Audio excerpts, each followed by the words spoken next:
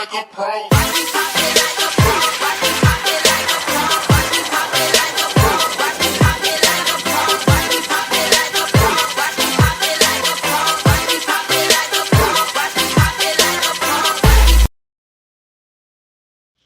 नमस्कार।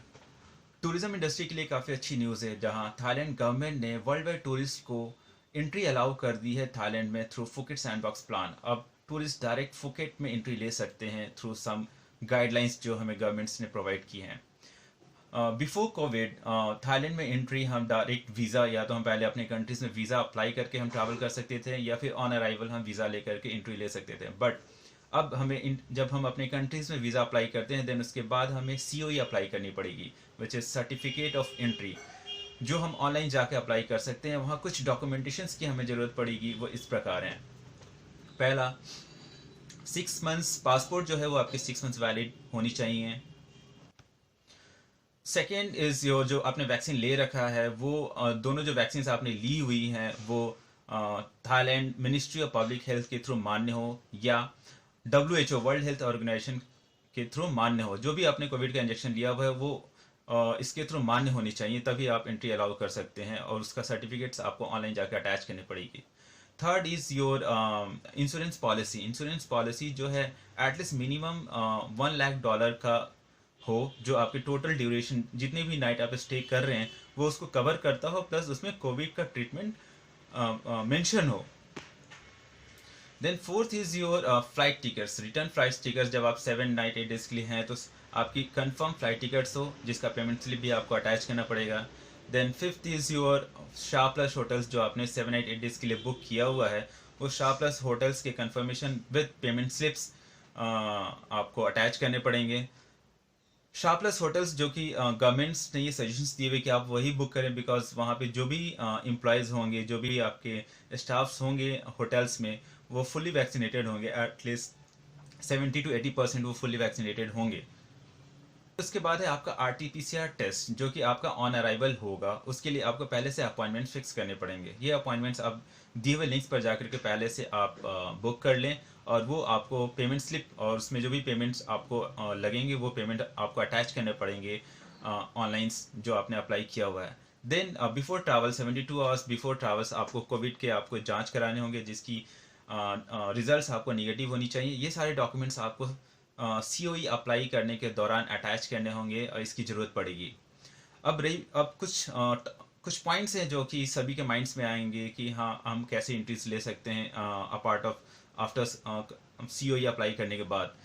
पहले हम ट्रैवल्स जब करते थे तो हम फ्लाइट्स जो भी अपने कंट्री से लेते थे वो वाया फ्लाइट्स भी जाती थी और स्टॉप ओवर होती थी। तो अब हमें जो गवर्नमेंट्स ने जो गाइडलाइंस दी हैं उसके अकॉर्डिंगली हमें डायरेक्ट फ़्लाइट होनी चाहिए जिस कंट्री से भी आप फ्लाई कर रहे हैं। तो सपोज दैट अगर आप इंडिया से फ्लाई कर रहे हैं, आपने दिल्ली से फ़्लाइट लिया हुआ, तो वाया ना जा करके वो डायरेक्ट अगर फुकेट जाती है तो ऑन अराइवल्स आपको कोई भी इश्यूज़ नहीं आएंगे। बट अभी कुछ न्यूज़ भी आ रहे हैं आप वीज़ा जो हैं जिसके थ्रू वीज़ा जो है आप ऑन अराइवल्स भी ले सकते हैं। बट वो ऑन अराइवल वीज़ा लेने के लिए भी आपको अपने कंट्रीज़ में पहले COE अप्लाई करनी पड़ेगी। जो डॉक्यूमेंट्स हमने बताए हैं वो सभी ऑन अराइवल्स वीज़ा के लिए ही आपको पहले जब COE अप्लाई करेंगे तो वो ज़रूरत पड़ेगा। सो अगर आप ऑन अराइवल्स लेना चाहते हैं तो प्लीज़ COE ज़रूर अप्लाई करें। देन अगर आप जो फ्लाइट्स आप लेकर के जा रहे हैं अगर वो वाया बैंकॉक जाती है फुकेट के लिए, सो मे बी आपको इन बैंकॉक अगर वो स्टॉप ओवर है तो वो सारे जो डॉक्यूमेंटेशंस हैं वो बैंकॉक्स में भी चेक होंगे। सो ये चीज़ों का ध्यान जरूर रखें। सपोज दैट अगर कोई फैमिलीज़ हैं और उसमें कोई चाइल्ड्स भी है बिलो 18 ईयर्स और उसने वैक्सीन नहीं लिया है तो वो ट्रैवल कर सकते हैं। बिकॉज अगर फैमिली मेम्बर्स ने अगर सभी ने कोविड के इंजेक्शन्स ले रखे हैं, दोनों डोज लिए हुए हैं, वो ट्रैवल कर रहे हैं और उनके बच्चे ने नहीं लिया है, तभी वो ट्रैवल कर सकते हैं थ्रू और ट्रैवल करने से पहले डेफिनेटली उनको अपने कोविड के जांच कराने होंगे और रिजल्ट्स निगेटिव के साथ उनको ट्रैवल करना पड़ेगा। ऑन अराइवल्स आपको कुछ स्टेप्स के थ्रू गुजरने पड़ेंगे जो इस प्रकार हैं। फर्स्ट स्टेप है बॉडी टेम्परेचर, जो आपके ऑन अराइवल्स पर होंगे। सेकेंड स्टेप में आपको वहाँ फ्री सिम कार्ड्स दिए जाएंगे for all the inbound tourist and जो भी लोग होंगे, जैसे भी हमें इंडिया में भी हम लोग आरोग्य सेतु ऐप डाउनलोड करते थे, सेम अलर्ट एप्लीकेशंस थाईलैंड में होंगे जो आप सभी को अपने मोबाइल्स में डाउनलोड करने पड़ेंगे। तीसरा, मास्क जो आप लोग डेफिनेटली कंपलसरी है, एवरी टाइम्स आपको मास्क डेफिनेटली यूज़ करने ही पड़ेंगे। थर्ड स्टेप्स वो हैं, आपके डॉक्यूमेंटेशंस आपको शो करने पड़ेंगे, जहां आपका मेडिकल इंश्योरेंस डेफिनेटली शो करना होगा, जहां मिनिमम $1 लाख जैसा कि मैंने आपको बताया था वो सारे मेंशंस होने चाहिए। RT-PCR टेस्ट जो आपने कराया हुआ है 72 आवर्स बिफोर आपने जो कराया है उसके सर्टिफिकेट प्लस उसकी जो फ़ीस आपने जमा किए हैं उसकी कॉपीज़ आपके पास होनी चाहिए। फोर्थ स्टेप में आपको इमिग्रेशन इंस्पेक्शंस के लिए जाना होगा, जहां आपको सारे सर्टिफिकेट्स शो करने पड़ेंगे, लाइक सर्टिफिकेट ऑफ एंट्री जो आपने अप्लाई करी हुई थी, प्लस होटल्स जो आपने बुक कर रखे हैं, शाह अप्रूव्ड होटल्स, वो जो कि कंपलसरी है आपको बुक करना। ये कंप्लीट हो जाने के बाद पांचवा स्टेप है आपका baggage claim, then sixth is your customs, then seventh is your arrival testing. ये सारी फॉर्मेलिटीज़ कंप्लीट हो जाने के बाद आपने जो भी ट्रांसपोर्टेशन बुक किया हुआ है वो ट्रांसपोर्टेशन आपकी डायरेक्ट एयरपोर्ट टू होटल जानी चाहिए। बीच में आप कहीं भी स्टॉप नहीं ले सकते हैं फॉर नो ब्रेक्स। लाइक अगर आप चाहते हैं कि मैं बीच में अपनी गाड़ी रोक करके कुछ सामान ले लूँ या फिर कहीं कुछ घूम करके फिर मैं होटल से जाऊँ, वो अलाउ नहीं है। आपकी जो भी टैक्सीज होंगी या जो भी बसेज होंगे वो आपके hotel to airport to hotels directly जाने चाहिए।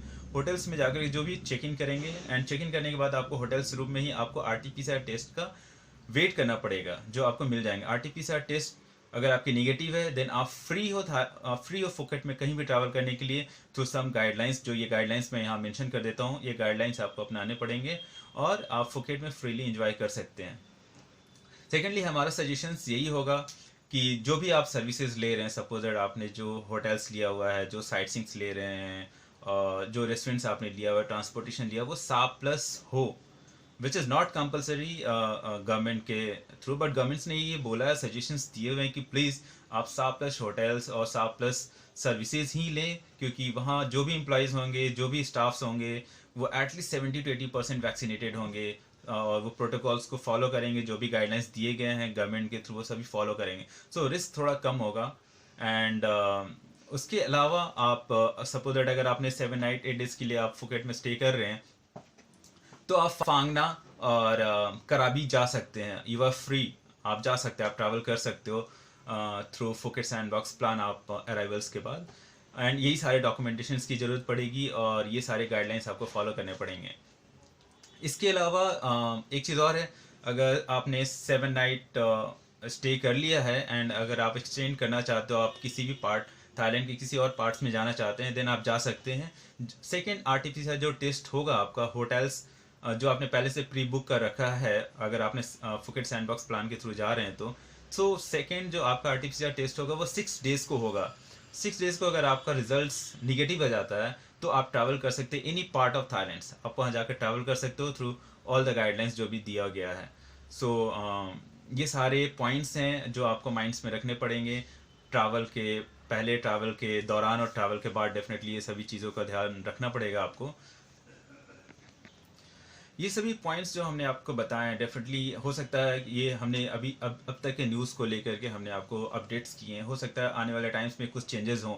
सो बिफोर ट्रैवल्स हमारा सजेशन यही होगा कि जो भी जानकारीज़ हैं वो अपने ट्रैवल एजेंट्स या जो भी जिससे भी आप सर्विसेज बुक कर रहे हैं, अगर आप डायरेक्ट फ्लाई भी कर रहे हैं तो प्लीज़ गवर्नमेंट्स के दिए हुए गाइडलाइंस को फॉलो कर लें, बिकॉज ये कभी भी चेंज हो सकते हैं। अगर चेंज होते हैं तो डेफिनेटली हम आपको पहले से सजेशंस दे रहे हैं।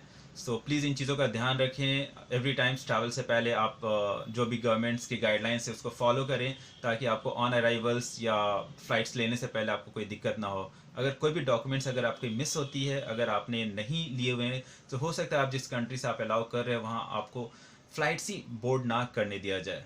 सो प्लीज़ इन चीज़ों का ध्यान रखें and good luck, safe and happy journey. Thank you so much.